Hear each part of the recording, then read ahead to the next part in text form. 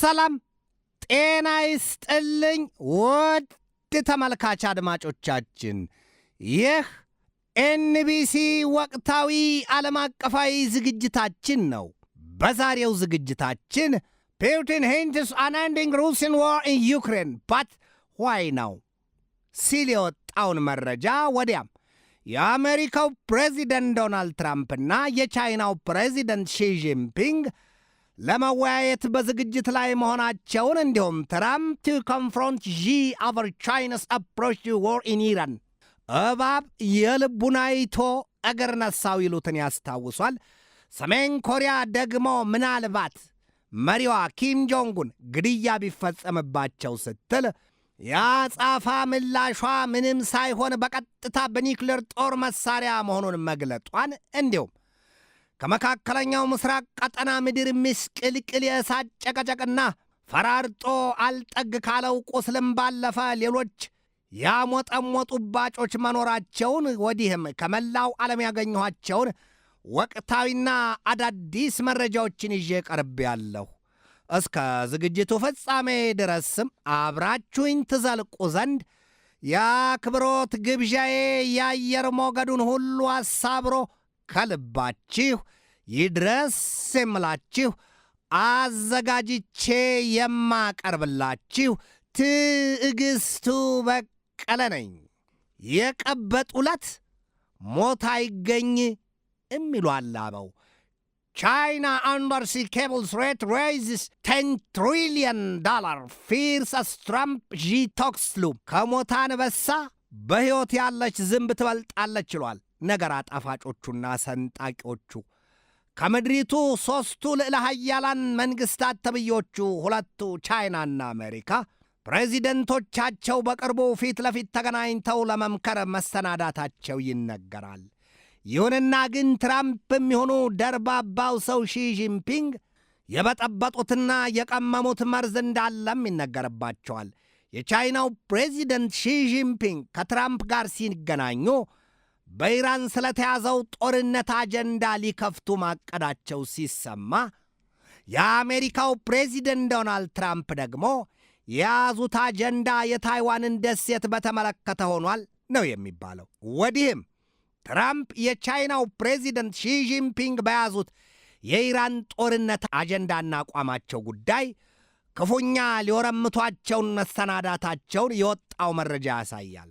ከነገ በስቲያ ረቡዕ በቤጂንግ ይጀመራል የተባለውን የአሜሪካና የቻይና መሪዎች ውይይት ግን የንግድ የኢራንና የታይዋን ደሴት ጉዳዮች አጀንዳቸው ይሆናሉ ነው የተባለው። የአሳሂ ሽንቡን ሰበር መረጃ ይላል ትራምፕ and China Xi set for talks spanning Iran, Taiwan, nuclear threat and an AI ሲል ያሳያል። አርቲፊሻል ኢንቴሊጀንስ ስለማለት መሆኑን ነው። ቻይና ከነዚህ አጀንዳዎች ባንዳቸውም ግንባሯ ይፈታል ተብሎ አይጠበቅም ይላሉ። በኢራንም ጉዳይ ቢሆን ቻይና ለገቢህ ተንገብገብናትና በጉሮሯ የተሰነቀረ ስለትና ከዚያም በላይ የሆነባትን የሆርሙዝን የውሃ መተላለፊያ ወሽመጥ መዘጋት ጉዳይ እንደ ቀደመው ዘመን በለሆሳስ አሊያም በለዘበ ስሜት የምታየው ጉዳይ አይደለም ይሏታል። እንደው በደረቁ አማልክቱም አይታረቁ የሚሉትን ሆኖባታል ይሏታል። የኃይል መሠረተ ልማት ዘርፏ ከኢራን በምታገኘው የነዳይ ዘይትና የጋዝ ምርት መቋረጥ የተነሳ ክም ልሽቅ ያለባትን ያህል ለዚያ መንስኤና የችግሩ ጠንሳሽ አሜሪካና ኢዝራኤልን ተጠያቂ ማድረጓ ሳይታለም የተፈታ ሆኗልም ይሏታል። ቻይና በቅርቡም የነዳይ ጫይ መርከቧን መመታቷን ልብ ይሏል። ማን ይምታት ማን ግን የታወቀ ወይም የተለየ ነገር የለም። ከዚያ ውጪ የቻይናው ፕሬዚደንት ሺ ጂንፒንግ በታይዋን ደሴት ጉዳይም የተነሳ የቂምና የበቀል ሰንኮፍ እያራዠና እየጠዘጠዛቸው ነው ከትራምፕ ጋር የሚገናኙት ይሏቸዋል። ትራምፕ እኒያን ሰው ቀርበው ታዲያ የታይዋንን ደሴት የቻይና አካል ናት ሊሏቸው ወይስ የታይዋን ደሴት ራሷን የቻለች አገር ናትና ካላዋ ላይ እጅህን አንሳ ሊሏቸው? አለበለዚያም ትራምፕ ቻይናን የአይቀጡ ቅጣት አለንጋቸውን እያሳዩ ሊያስፈራሯቸው ለማያውቁሽ ታጠኝ ይሏል አበው። አለያም አሁን በቻይና የሚሆን በሩሲያና በሰሜን ኮሪያ እይታ ከኢራን ጋር በግዙፍና ማባሪያ ያጣ በሚመስለው ጦርነት ውስጥ ያለችው አሜሪካ ጉልበቷ ቢሉ ልቧና ወኔዋ ታይቶባታልና ከያኒው ዝንጀሮ ጠባቂ ላያድር ያመሻል፣ ዓይን የፈራሽ እንጂ ልብ ያስከጅሎሻል ሲል አይቶ ያሳየውን አድርጓታል ይሏታል። የአሜሪካው ፕሬዚደንት ዶናልድ ትራምፕ በዚህ ዛሬ በባተው የተያዘው ሳምንት ለ2 ቀናት ጉብኝት ወደ ቻይና ይጓዛሉ ተብሎ ይጠበቃል። በቻይናና በአሜሪካ መካከል ለሰሚው ግራን የሆኑ በጣም በርካታ ውል አልባ ቋጠሮች እንዳሉም ይታወቃል። ከላይ ከተጠቀሱት የወቅታዊው የኢራን ጦርነትና የታይዋን ደሴት የነጻነት ጉዳይ ውጪ ሁለቱ ሀገራት በኒኩለር ጦር መሳሪያ በደቡብ ቻይና ባህር ጉዳይና በገቡበት የንግድ ጦርነት ጉዳይ ወዲያም ሌላው ቀርቶ በኮሮና ቫይረስ የምንጩና የመንስኤው ነገር ጉዳይ እንዲሁም በኡይገር የአናሳዎቹ ማኅበረሰብ ጉዳይና በሆንግ ኮንግ ጉዳይም ቢሆን ገና ያልፈቱትና ወይም ደግሞ ይብሱን እየቋጠሩ እያጠበቁ የሄዱት ቋጠሮቻቸው ይገዝፋሉ ይሏቸዋል። ትራምፕ እንደ አውሮፓውያኑ አቆጣጠር ከ2017 ወዲህ ለመጀመሪያ ጊዜ ነው ወደ ቻይና የሚጓዙት። ታዲያም ረቡዕ ከዚያ ገብተው ሐሙስና አርብን ከቻይናው ፕሬዚደንት ሺጂንፒንግ ጋር ይወያያሉ ነው የተባለው። ከሳሽ የተከሳሽን ልብ ቢያውቀው ኖሮ ከቤቱም አይወጣም ነበር ይሉትን ያስታውሷል። ከዚሁ ከታቀደው የትራምፕና የዢ ውይይት በፊት ግን በታይዋን ደሴት አንዳች ችግር ቢፈጠር ሲሉ የአሜሪካው የውጭ ጉዳይ ሚኒስትር ማርኮ ሩቢዮ ጽኑ ማስጠንቀቂያ ሰጥተዋል። የማንዘር ጎመንዘ ይሉትን አለያም ዥብ ለምን ቀን አይሄድም ቢሉት ሌሊት የሚሠራውን ስለሚያውቅ አለ ይሏል። ታዲያም አሉ ሩቢዮ ዛሬ ማለዳው ላይ ለጋዜጠኞች በሰጡት ማብራሪያ any destabilizing actions on Taiwan before a trip to China by President Donald Trump and called on Beijing also to raise pressure on Iran. ታዲያ ማስጠንቀቂያ መስጠቱ ስለምን አስፈለገ? በታይዋን ደሴት አንዲት የሚያተራምስ ተግባር ወይም ደግሞ ሰላም የሚነሳ ችግር ቢፈጠር ትራምፕ ወደ ቻይና ከያዙት የጉዞ ዕቅድ በፊት አንዳች ነገር ቢከሰት ያንን ቀና አርገን ያሉት የአሜሪካው የውጭ ጉዳይ ሚኒስትር ማርኮ ሩቢዮ። ወዲህ ግን ጉዳዩ ይህ አይደለም። ሰውየውን ያንን ያናገራቸው ለካን ነገሩ ወዲህ ነው። ትራምፕ በጠፍ ጨረቃ ብን ብለው ወደ ቻይና የሚጓዙት ለሌላ ለምንም አይደለም፣ ቻይና በኢራን ላይ ግፊቷን ታበረታ ዘንድ ነው።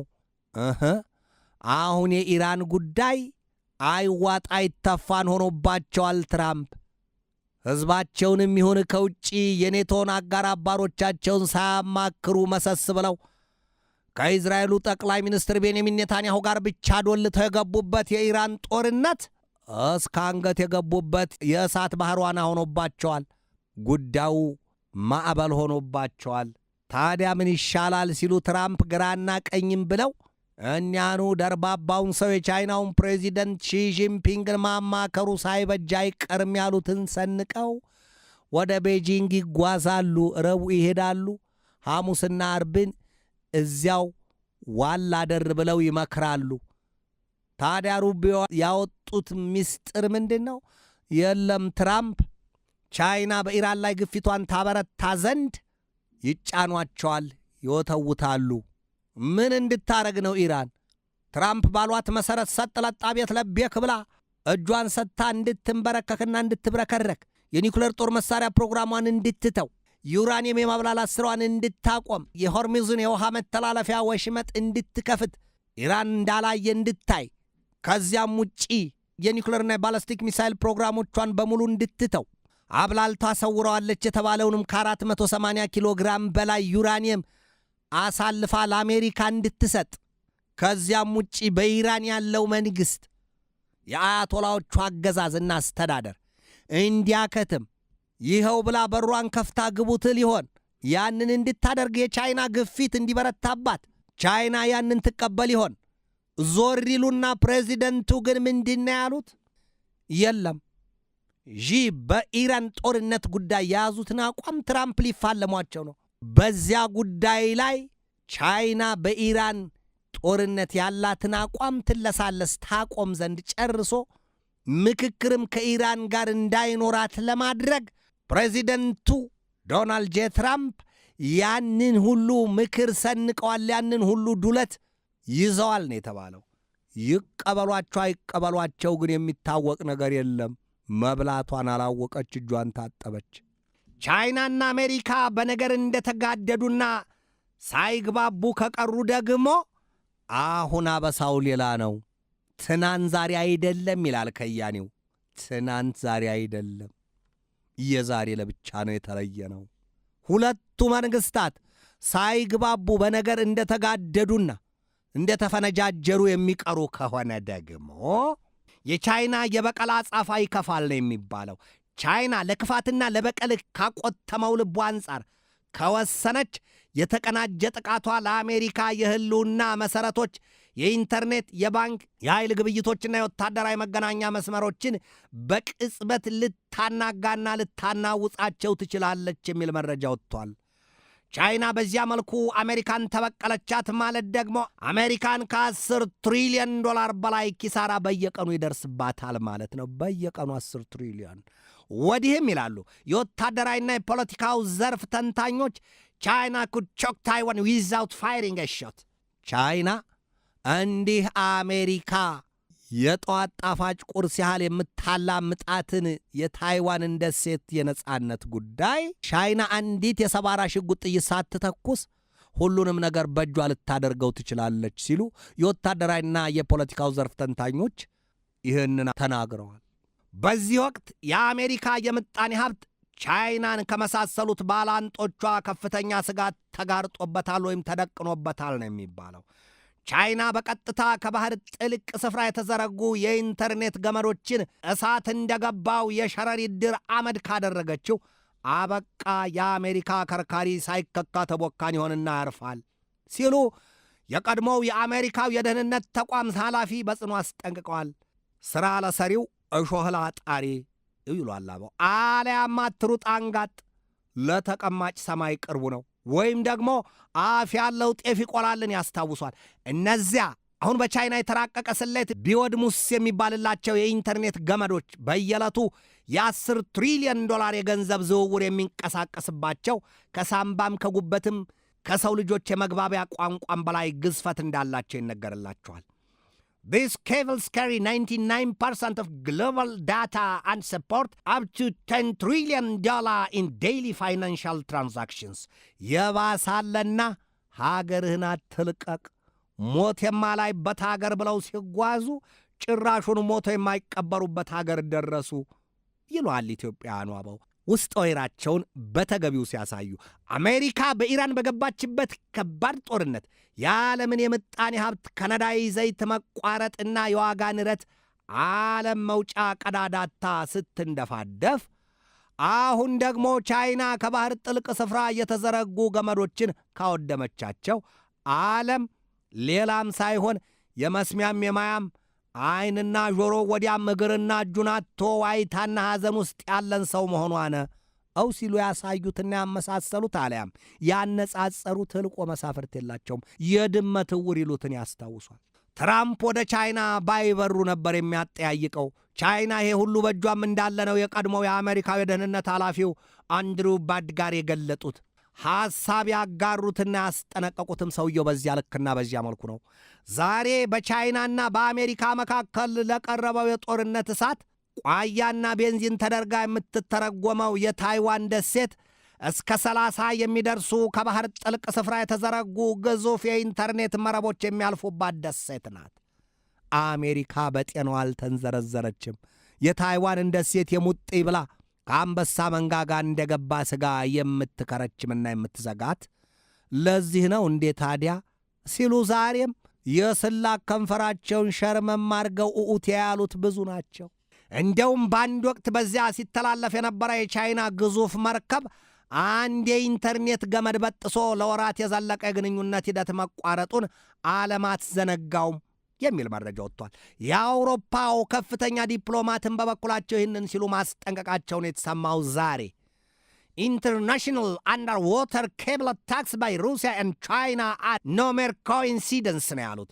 America depends on the fragile nervous system of subsea cables for modern life. በመስተዋት ቤት የሚኖር ሰው በሰው ላይ ድንጋይ አይወረውርም ይሉትን ያስታውሷል። አሜሪካ በዘመናዊውና በስልጣኔው የከፍታ ኑሮዋ ሕይወትን ለማቅለል ከራሷ ባለፈም የዓለምን ግንኙነትን ለማቅለልና ለማጥበብ ስትል የተጠበበችባቸው አሊያም የፈለሰፈቻቸው የግንኙነት መረቦቿ በአፍታ ቅጽበት በዚያው ልክ የጥፋት ስሌት በቀመሩና ባሰሉት ሩሲያና ቻይና እንደ ሸረሪት ድር ብንንትን ሊል ይችላል። አሊያም እሳት የገባው ጥቀርሻ ይሄ ነው ሲሉ የሚያሳዩት ብዙዎች ናቸው። The asymmetric threat China and Russia are devoting far more resources to attacking undersea infrastructure than the United States of America or its allies are to defending it. እንዴት አርገው ነው አሜሪካና አጋር አባሮቿ የሩሲያና የቻይናን ስሌትና ስልት ቀመራቸውን የሚያመክኑት አሊያም ከንቱ የሚያስቀሩት በምን መልኩ ነው? በፍጹም አይችሉም ነው የተባለው። ባለፈው ሚያዝያ ወር በቻይና የተፈጥሮ ሀብት ሚኒስቴር ከፍተኛ ሹም በሰጡት ማብራሪያ ቻይና እጅግ በዘመን ስሌት የተጠበበችበትና ያወጣችው አንድ መሳሪያዋ ይኸው ኤሌክትሮሃይድሮስቴት አክቹዌተር ይሉት ጉድ ከባህሩ የውሃ ጥልቅ ስፍራ ከ3500 ሜትር በታች ዘቅጦና ገብቶ 3500 ሜትር ማለት 3 ኪሎ ሜትር ተኩል ማለት ነው። 3 ኪሎ ሜትር ተኩልን ለማስላት የትኛውም ሰው አይገደው። ምን ያህል ጥልቅ ከባህሩ ስፍራ የባህርስ ጥልቀት ይሄንን ያህል የሚጠልቅ ነው ወይ? ምን አይነት የውቅያኖስ የውሃ አካል ቢሆን ከ3500 ሜትር ወይም ከ3 ኪሎ ሜትር ተግማሽ በላይ ይጠልቃል? ሌላ ጥያቄ ነው። ሌላ ዕውቀትም ነው። ይሄንን ያህል የውሃ አካላት ጥልቅ ስፍራ አላቸው ወይ?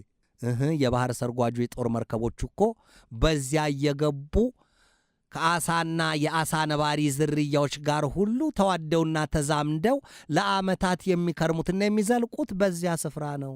እነዚያ የኢንተርኔት ገመዶችም ቢሆን የተዘረጉት በዚያ ጥልቅ ስፍራ ማንም እንዳያቸው፣ ማንም እንዳይነካቸው ያ ታቅዶ አይደለም ወይ ሲሉ ለነገሩ ክብደትም ቅለትም እየሰጡ አስተያየታቸውን የሚያሰፍሩት ብዙዎች ናቸው።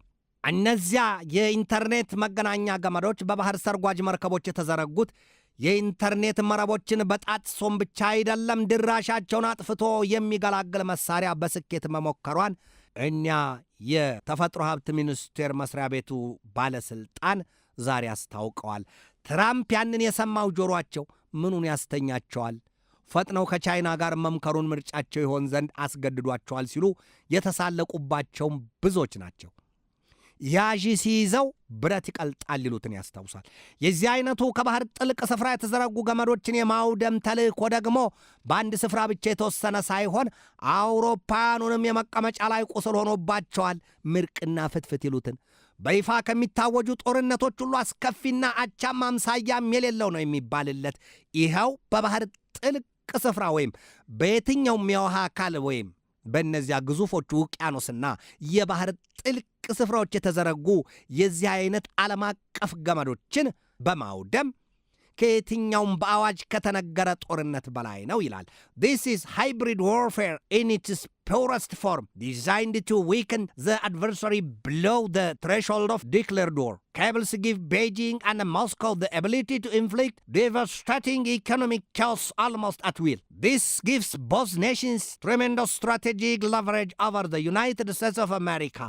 ይላል በልጁ ባጣሽ በእንግዲህ ልጁ። አሜሪካ በጦር መሳሪያ ዘመናዊነትና በጦር መሳሪያ ግዝፈቷ በአንድ ወቅት ፕሬዚደንቷ ዶናልድ ትራምፕ ምንድን ያሉት? አሜሪካ እኮ እንንገራችሁ ከፈለጋችሁ 150 ጊዜ ዓለምን ውድም አድርጎ ማጥፋት የሚችል የጦር መሳሪያ አላት። ይህንን እኮ ሰርታ ተቀምጣለች ነው ያሉት። ትራምፕን ያንን ያናገራቸው ውሃን ምን ያስጮኸዋል ቢባል ድንጋይ ምን አናገራቸው? ያንን ማናውሩ ብሎ ያዛቸው ሲባል ደግሞ የለም። ትራምፕን ያንን ሚስጥር ያስወጣቸውማ የሩሲያው ፕሬዚደንት ቭላዲሚር ፑቲን በአንድ ወቅት አቻም አምሳያም የለውም ያሉለትንና የውጤት ርቀቱ በኪሎ ሜትርም በምንም ገደብ የለውም ያሉለትን የቡሬቬስትኒክ የኒውክሌር ክሩይዝ ሚሳይል ሙከራ ማድረጋቸውንና ዓለም በቃ ታለቀ፣ ከዚህ በኋላ እጇን አጣጥፋ አሊያም እጇን ለኛ ሰጥታ ትቀመጥ፣ ሲሉ መግለጫ መስጠታቸውን ተከትሎ ነው። እንዳማህ ጥራው እንዳይበላህ ግፋው አለያም አጎንብሶ በላን ተኝተህ ቀላውጠው ይሉትን ያስታውሷል። ይሄ ነው ጉዳዩ። እንዲህ አይደለም። ሩሲያ ከዚያም ወዲህ ምን አወጣች? በአርክቲክ ቀጠና ያጠመድኩት አለች። ከ15,000 ኪሎ ሜትር በላይ የሚምዘገዘገውና በቅጽበት ከድምፅ ፍጥነት በ22 እጥፍ የሚምዘገዘገውን ከ500 ቶን በላይ ክብደት ያለው ምድር ላይ ሲያርፍ የሙቀቱ መጠን ከ180 ሚሊዮን ዲግሪ ሴንቲግሬድ በላይ የሆነውን ሌላና ቻም አምሳያም የሌለውን ግዙፉን የዓለምን የኒውክሌር ጦር መሳሪያ ሰርቻለሁ አለች። ምድርን የሞላት አውዳሚና አጥፊ የጦር መሳሪያ ብቻ ነው፣ አሲድና መርዝ። ይህን ያሰኛል። ይህንን አሉ። ቻይናም ብትሆን በኒውክሌር ጦር መሳሪያዋ ዙሪያ እያስፋፋችና እያጠናከረች ነው። አሜሪካ በዚች ምድር ላይ የምትፈራው እንደ ቻይና የለም ነው የሚባለው። ቻይና በጦር ኃይሏ ጉዳይ ሲነገር እንደ ዘመሚት የሚርመሰመስ የእግረኛ ኃይል ነው ያላት። የአየር ኃይሏ፣ የባህር ኃይሏ ከሚነገረው ከሚታሰበው በላይ ግዙፍ ነው፣ እጅግ አስፈሪ።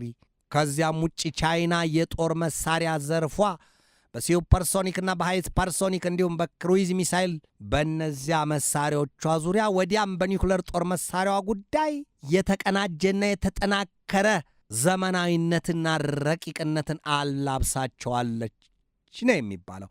ታዲያ አሜሪካ ማንንም አልፈራም ብትልም የቻይና ጉዳይ ግን ያስፈራታል። ዛሬ ደግሞ የሩሲያም ጉዳይ የማይቆረጠም የብረት አልወሎ ይሉትን ሆኖባታል።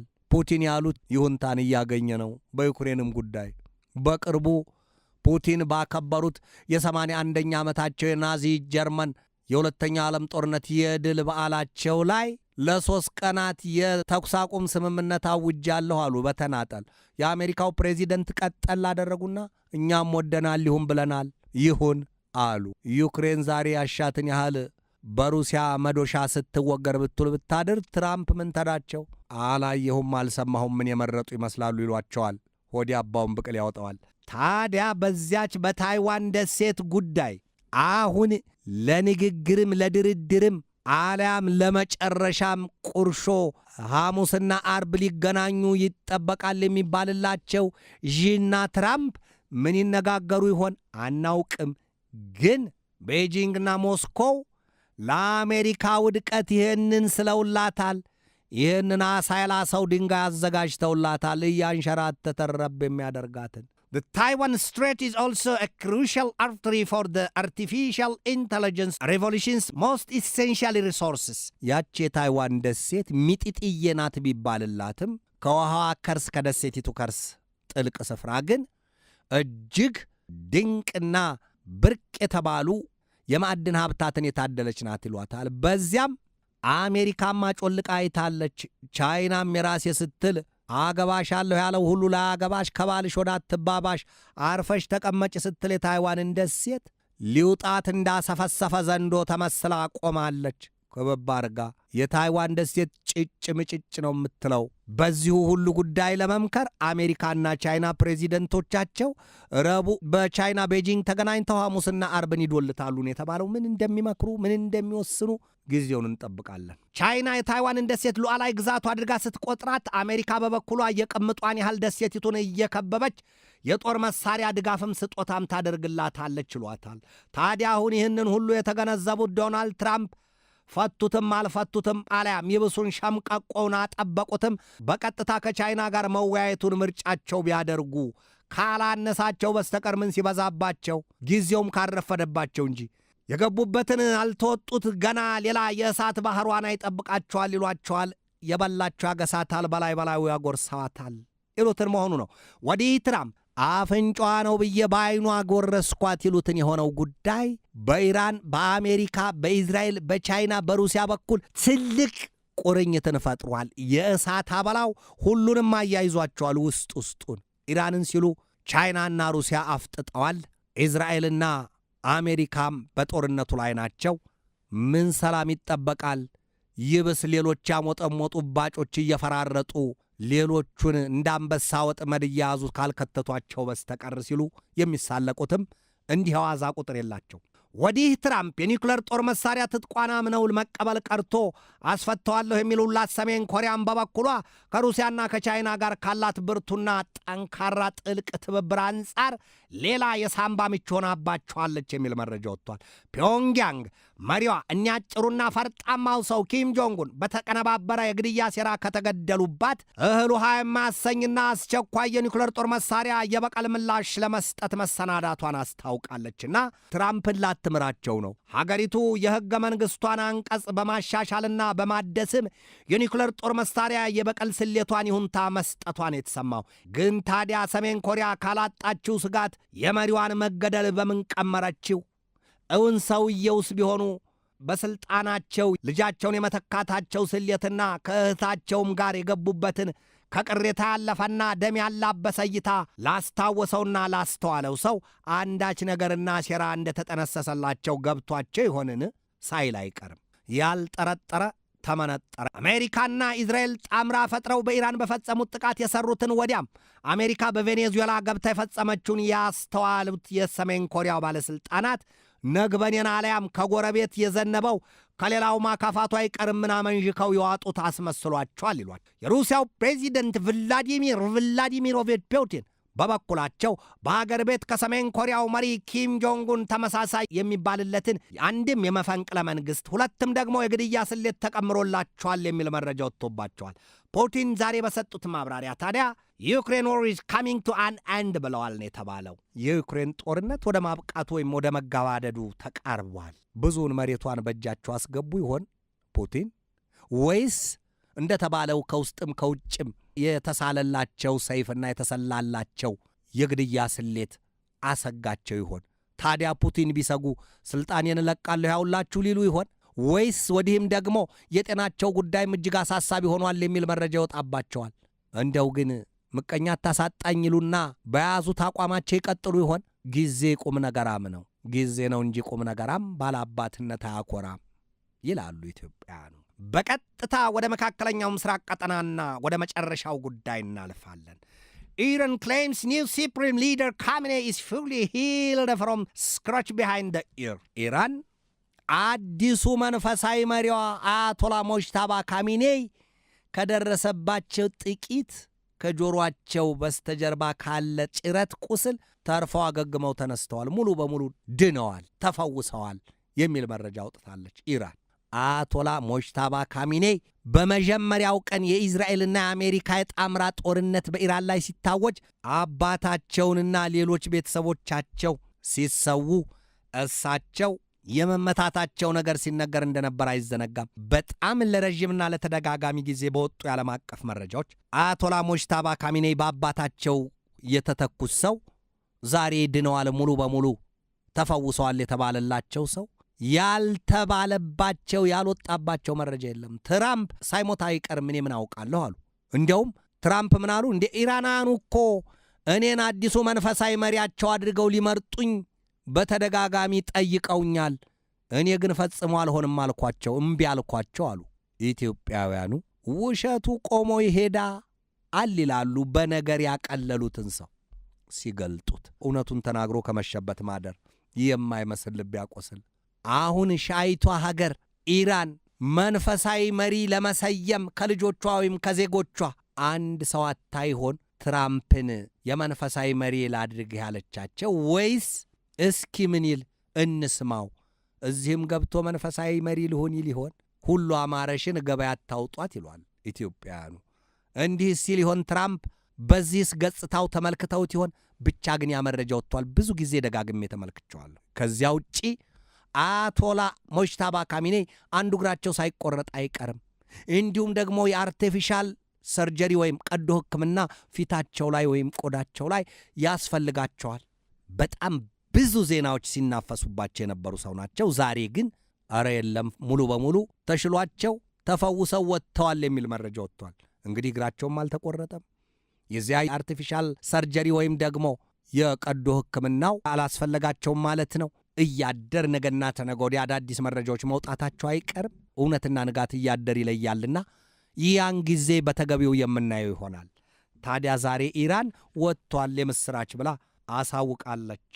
ወዲህ ደግሞ የእስራኤሉ ጠቅላይ ሚኒስትር ኔታንያሁ warns Iran still backing proxies and pursuing nuclear and missile program። ኔታንያሁ የእስራኤሉ ጠቅላይ ሚኒስትር ቢቢ ኢራን አሉ ኢራን ዛሬም ቢሆን በመካከለኛው ምስራቅ ቀጠና ለሚርመሰመሱት ታጣቂ ኃይሎች ድጋፍ ማድረጓን አላቆመችም። ወዲህም የኒውክሌርና የሚሳይል ፕሮግራሞቿን ቀጥላለች፣ ገፍታባቸዋለች። ጦርነቱ አይቆምም፣ በቃ ይቀጥላል።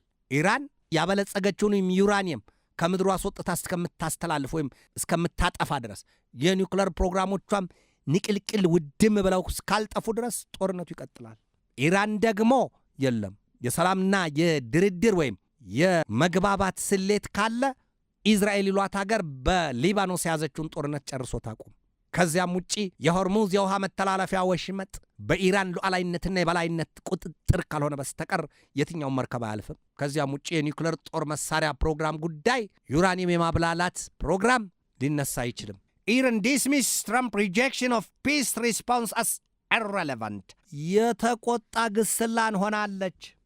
ሰሞኑን ሲጠበቅ የነበረውና ትራምፕ ለኢራን ያቀረቡት የሰላም ዕቅድ ምላሽ ከኢራን ሲሰጥ የኢራኑ ፕሬዚደንት ማስዑድ ፔዜሽኪያን ምንድን ያሉት? ፈጽሞ ለጠላቶቻችን አናጎበድድም፣ አንሰግድም። ድርድርና ውይይት ከተባለም መማረክና መሸሽ አለያም እጅ መስጠት እንዳልሆነ ቅድሚያ ማንም ሊያውቀው ይገባል።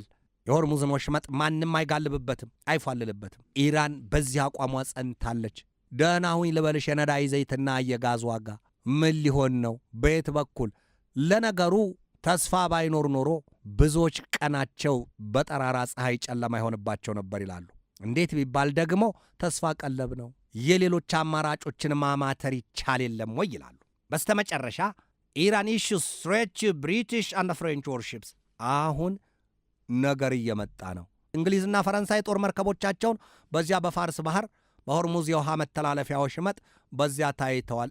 ምንድን ያሉት? በኢራን ምክትል የውጭ ጉዳይ ሚኒስትሩና የዓለም አቀፍ ጉዳዮች ኃላፊው አሊ ጋሪብ አባዲ የማያዳግም ምላሽ ያገኛሉ። እንሰጣቸዋለን መልሱን። የእንግሊዝና የፈረንሳይ መርከቦች ከዚህ ግብራቸው የማይታቀቡ ከሆነ እኛ አሁን በኋላ ዛሬ ነገ አንልም፣ በአስቸኳይ መልሱን እንሰጣቸዋለን ብለዋል።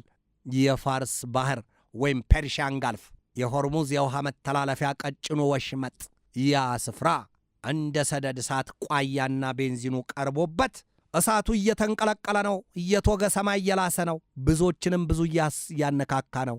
እንዴት ውሃ ሰደድ እሳትን ማራገቢያ ይሆናል? አሲድ መርዝና እሳት ይሄ ውሃውን ቀይሮታል። ሰላም ሲጠፋ ይሄ ነው። የሰው ልጅ ሰላም ከገዛ ልቡ ጀምሮ ከአእምሮው ሰላም ሲናጋ፣ ሰላም ሲርቀው የሌሎችን ሰላም ያደፈርሳል። ስለ ሰላም ዛሬ የሚወጣ አንድ የተላከ ሐዋርያ ብቅ ያለ የለም። ስለ ሰላም እንደራደር ተብሎ ዛቻና ፉከራ ባንድ ፊት መልእክት ይተላለፍበታል። ሰላም ምን ይሻላል፣ ምን ይበጃል አለች ከያኒዋ። ላይኖርባት ምድር ሰው ይፋጃል። ሰላምን የመሰለ ትልቅ የህልውና የሕይወት መሠረት ሰላም። አሰላሙ አለይኩም ሻሎም። ይሄ ሁሉ ጣፋጭ፣ ይሄ ሁሉ ለሥጋም ለነፍስም ማራኪ የሆነ ቃል ሰላም። ወደ ኤንቢሲ ተመልካች አድማጮቻችን የዛሬን በዚህ ተሰናበትኳችሁ። ነገ በሌላ ርዕሰ ጉዳይ እንገናኛለን። እስከዚያው ከልባችን እስከ ዓለማችን ሰላም ተመኘሁ። በድጋሜ ሰላም።